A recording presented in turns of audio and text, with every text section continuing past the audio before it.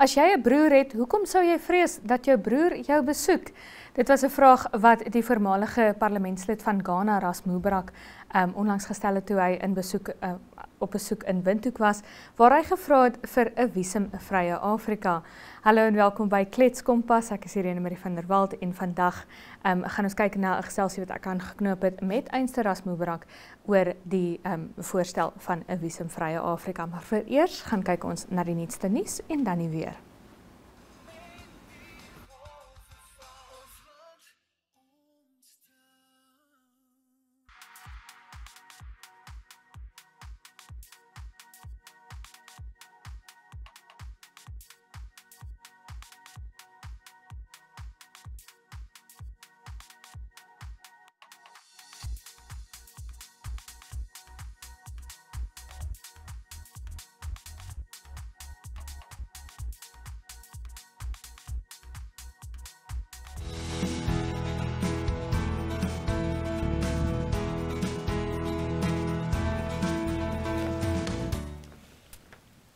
Henriette Lamprecht saam met my in die Klets Kompas ateljee. Henriette, hoe gaan dit?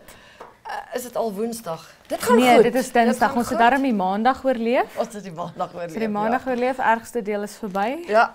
So nou Kijk gaan ons vorentoe. Ja, en jy het hier op ons voorblad geskryf oor 'n grondbesit. Dit is die Vereniging vir Ekonomiese beleidsnavorsing, vir ekonomiese beleidsnavorsing. Ja.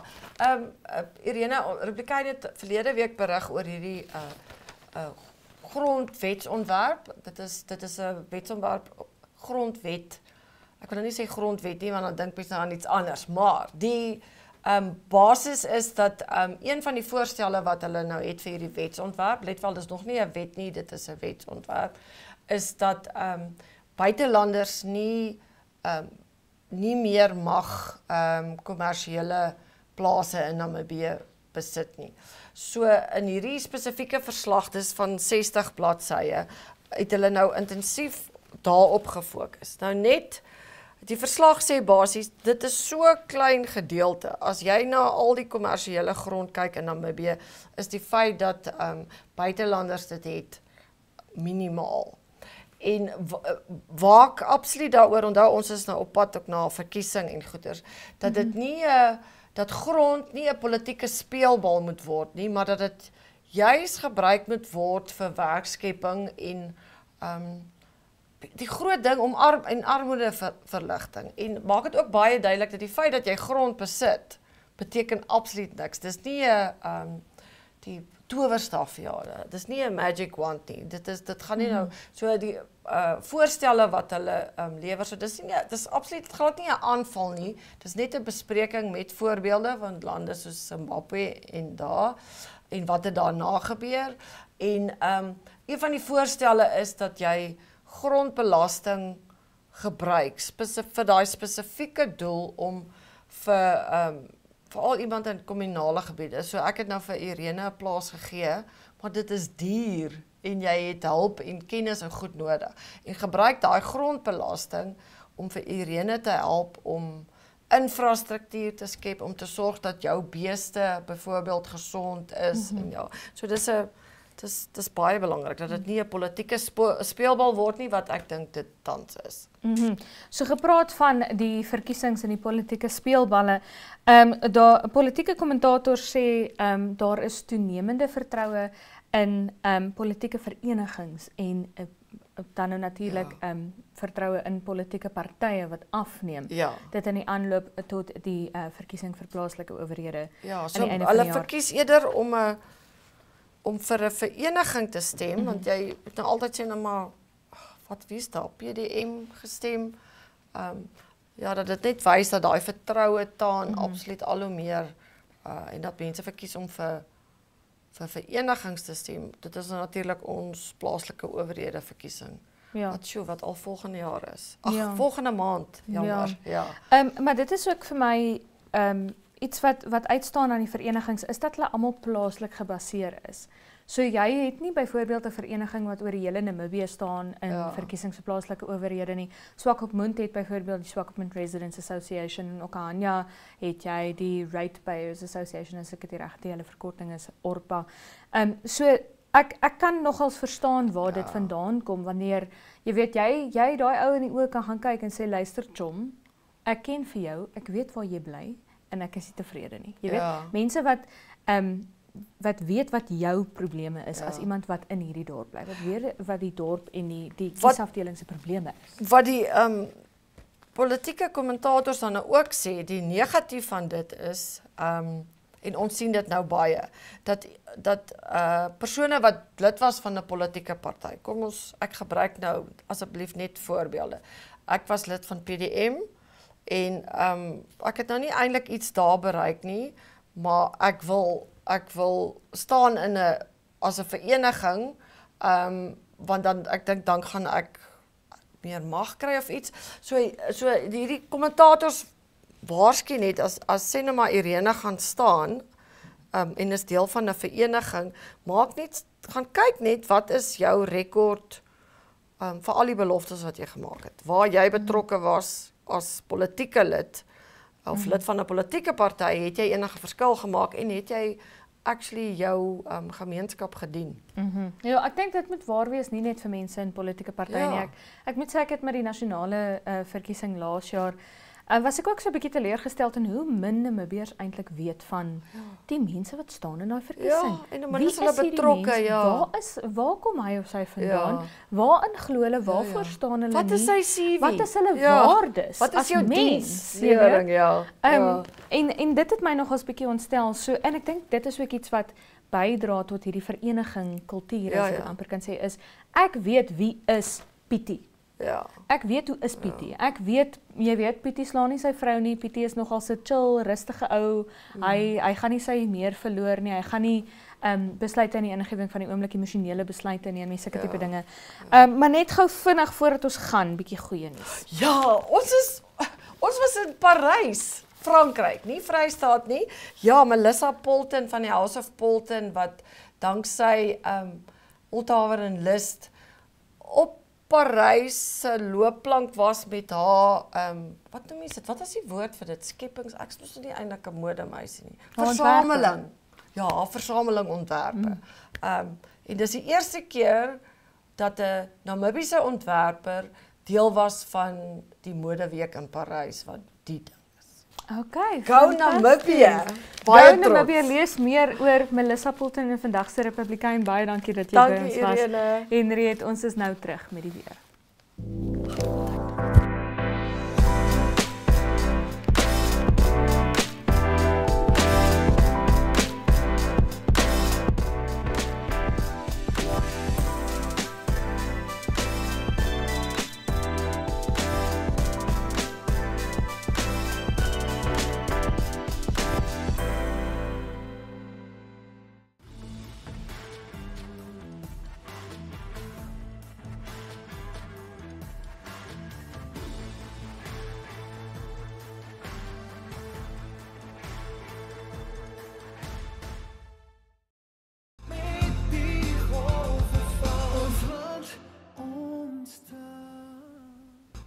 Dit het die afgelope ruk heelwat warmer geraak in die hoofstad, maar kom ons gaan kyk na die weervooruitspelling vir môre reg oor die land.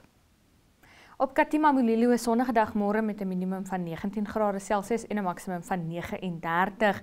Bewolk op Otjiwarongo met 'n minimum van 17 grade Celsius en 'n maksimum van 34. Ook bewolk in die hoofstad met 'n minimum van 17 grade Celsius en 'n maksimum van 32. Op Swakopmund 'n sonnige dag met 'n minimum van 13 grade Celsius en 'n maksimum van 14 grade Celsius en die winde gaan waai daar op Loodrits met 'n minimum van 14 grade Celsius en 'n maksimum van 31 en weer eens bewolk op Reebot met 'n minimum van 16 grade Celsius en 'n maksimum van 33.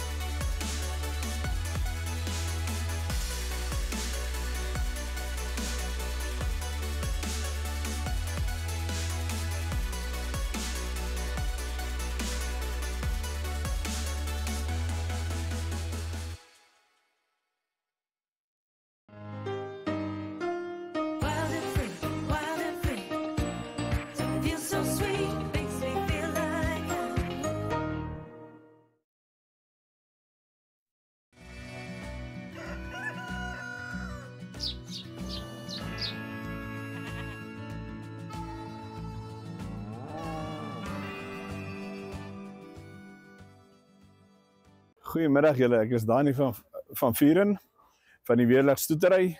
Ons boer daar in die Noordweste, dis in Kameelrivier en Korrigas.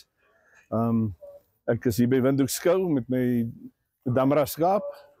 En ons is vandag aangewys as Champion of Champions met ons Damara rammetjie.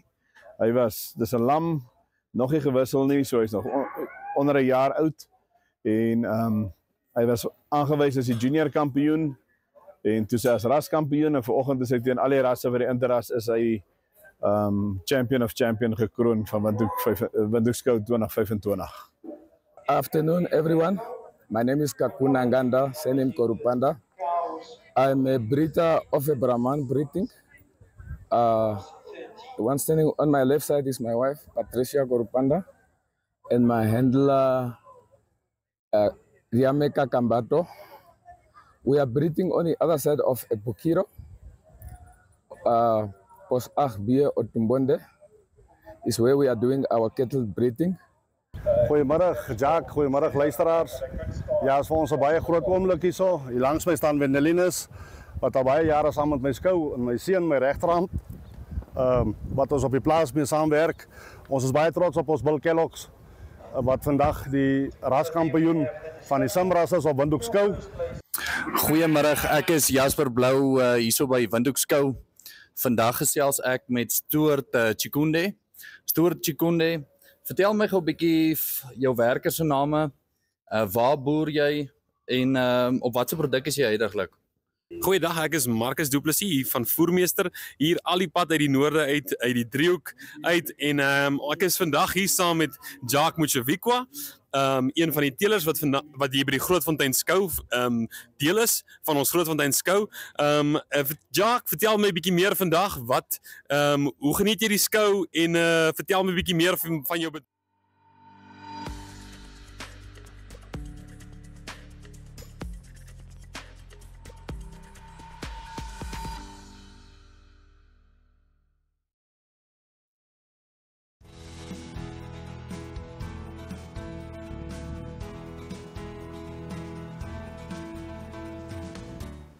Ek het onlangs die voorreg gehad om met Ras Mubarak te gesels oor wat hy glo die voordele kan wees van 'n visumvrye Afrika. Kom ons gaan kyk.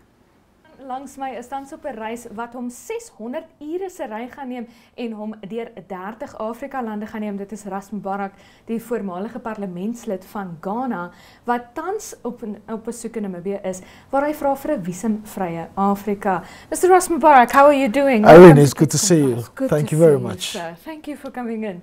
So tell us a little bit, I've now introduced you to the viewer, told them about your bid for a visa-free Africa.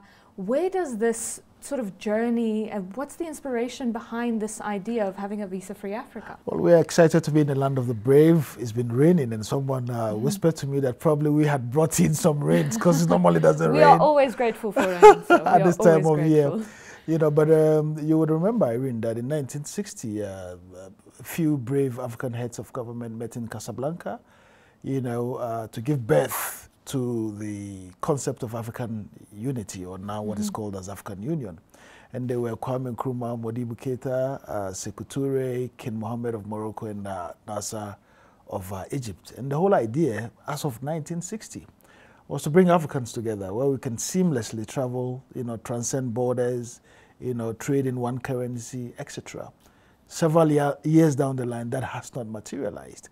And the interesting fact is that this whole thing was spearheaded by Ghana's first president, Kwame Nkrumah, who is your version of Dr. Sam Nujoma. And Ghana's always been at the epicenter of the Pan-African movement, you know, and it is not surprising to many that it is a group of young Ghanaians who have decided to spearhead this. You know, but the key thing is that Africa is blessed. I mean, look at how beautiful Namibia is. Look at how lush the land is, you know, and the natural resources of the various African countries. And so we shouldn't be struggling. There shouldn't be incidences of poverty in Africa.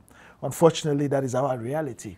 And as young Africans, we felt a greater need to awaken the African leaders to the concept of bringing all of us together, you know, through a borderless system where Africans can travel freely without the requirements of visas for trade, for tourism, etc. And we believe this would, spur growth. It would stimulate economies of various African countries. It would create sustainable jobs, which is critical, to livelihoods of many young people. So that is where the inspiration comes from, a burning desire to see Africa do better than it is already doing. And what better way to do it than to traverse through 39 African countries over 163 days. So we're traveling 40,000 kilometers from Accra, Ghana, through all of these countries. And Namibia is our 10th country on the journey. We've got 29 countries to go. And we're hoping that the leaders in Africa would actually see the greater need. Because Irene, the fact is, if we don't keep the youth busy, the devil is going to find work for them. And none of us want incidences of insecurity and lack of peace, etc. Yeah. So we are much more interested in the progress of Africa and, having our young people, get sustainable jobs. Yes, of course. And especially in Namibia, youth unemployment is such a huge and widespread problem. But, there exists the common belief, and I don't think it's a very far-fetched belief, that Africa does not need to struggle. There's no reason why Africa should be poor, why Africans should be poor. You couldn't have been more right. Yes, and you, I believe it was for the Herald, wrote a piece where you said that a visa-free Africa could grow intra-Africa trade by 109%. Absolutely. Currently, if you look at the tourism revenue for Africa, we're making something between $1.8, $1.9 billion a year. This could be quadrupled. Our countries are so beautiful. And we need to open up and encourage other Africans to come in. It's so difficult for an African to move from one African country to the other. And I don't see why this should be the case, especially when we are pretty much one people, black or white, irrespective of our color. We're one people. And, having people travel in various countries would create jobs. So you're looking at jobs in the tourism sector. People would sleep in hotels, people would buy fuel, they'll buy food, they'll buy artifacts. You're also looking at revenue for governments to be able to build more roads, hospitals, schools, etc. Because the thing is, we can't continue depending on our natural resources. And Norway has showed us that indeed you could, decide to spend little of your natural resources and still do better. As a broadcaster, that every now and then, prices of commodities plummet on the global stage. And so whenever, the prices of gold or cocoa or diamond or oil plummet or goes down, it affects the budget and the economies of respective countries. Yeah. It throws their budget out of gear and it creates serious crisis for them. And so countries within Africa would need to begin to diversify, look at creative ways of generating, badly needed revenue for essential services. And, if you look at the combined GDP of our continent alone, you're looking at something in the range of $3.3 or $3.4 trillion. West Africa, where I come from, Irene, the consumer market alone is 450 million. So you can imagine if Namibia made a strategic decision that we want to supply West Africa with beef. You can imagine the resources and the jobs it will create for farmers from Namibia. And the revenue it will create. Yeah. And this is where we feel Africa should be heading, where we're trading more amongst ourselves, where we're taking care of ourselves, where we're eating what we grow and growing what we eat. Because it doesn't make economic sense, to bring in food products from Europe or North America or Asia. The more we keep doing this, the worse it becomes for the conditions of our people, because we're exporting the jobs abroad. And as Africans, this should be our strategic, strategy to make sure that we're keeping the jobs here for African people. Of course. Yeah. And then I must admit, I'm a journalist. I try to tell myself that I don't get emotionally involved. But I was particularly moved yesterday at your press conference when you said something along the lines of, why should I not be able to visit my brother? Why should I not be able to go next door to Angola or to wherever and visit people who are, in essence, in some way like myself? But you've experienced that, not being able to visit the brother next door. You've had to take ferries to, I believe, Europe and then back to Africa. So per our current, arrangement, as you may be aware again, there's a problem between the Moroccans and the Algerians. And so when we get to North Africa, one of the options would be to, put our vehicles in a ferry and flight and travel to Europe, and then another ferry back into Africa before we can continue the journey. I mean, this is needless. Yeah. And these are things that can be avoided. And then there have been instances where corruption has been very high at the borders. You're getting harassed as a traveler. There have been instances where we had to do a detour of 10 hours. And these are Africans traveling within Africa. We got to the border, they said, no, you can't come in because we don't recognize e-visas. And I'm like, why did you even advertise this in the first place? This is 2025, for crying out loud. Yeah. So that is one of the sad experiences from Cameroon. And then guess what? On a Sunday, when we were exiting, they said, well, you can't leave on a Sunday because we don't work on a Sunday at the border.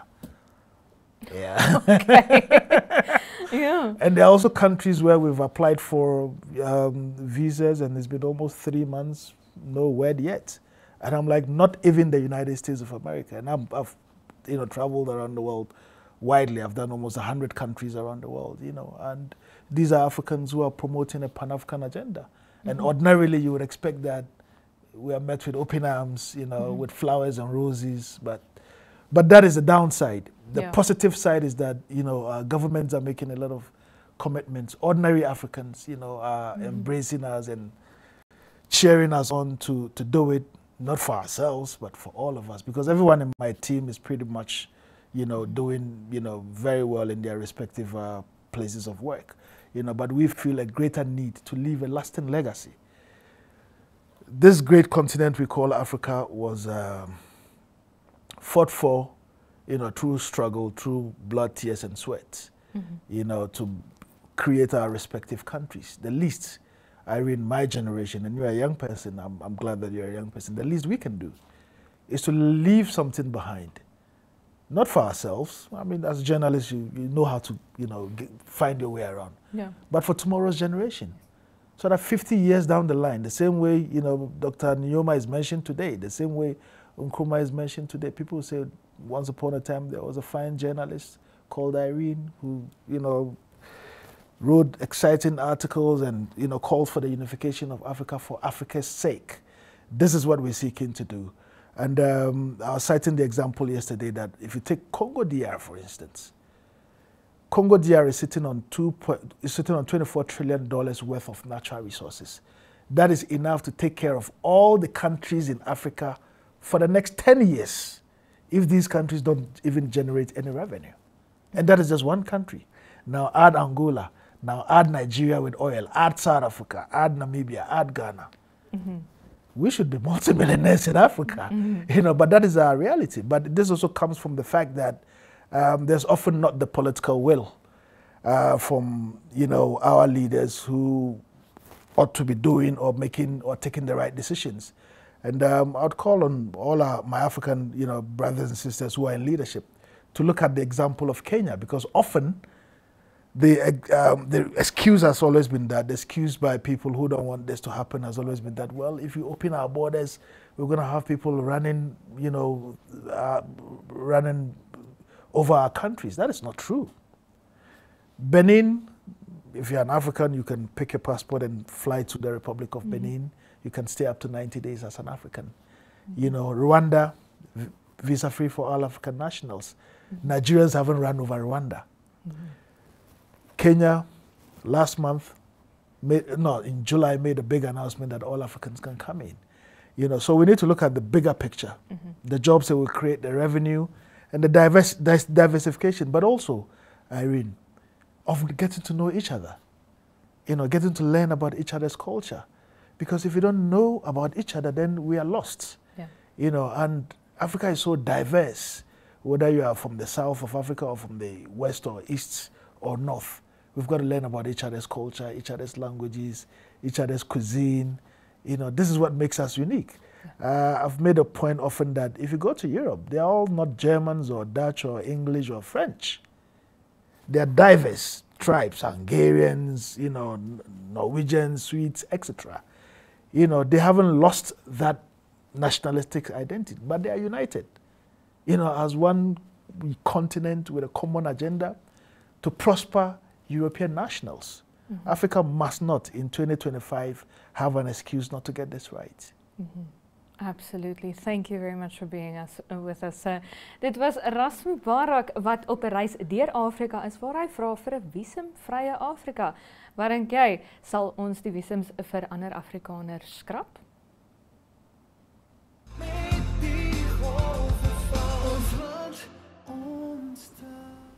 En daarmee die einde van vandag se episode van Klets Kompas. Baie dankie dat jy by ons aangesluit het. Onthou ons is môre weer terug, selfde tyd, selfde plek, maar tot dan, is dit mooi bly.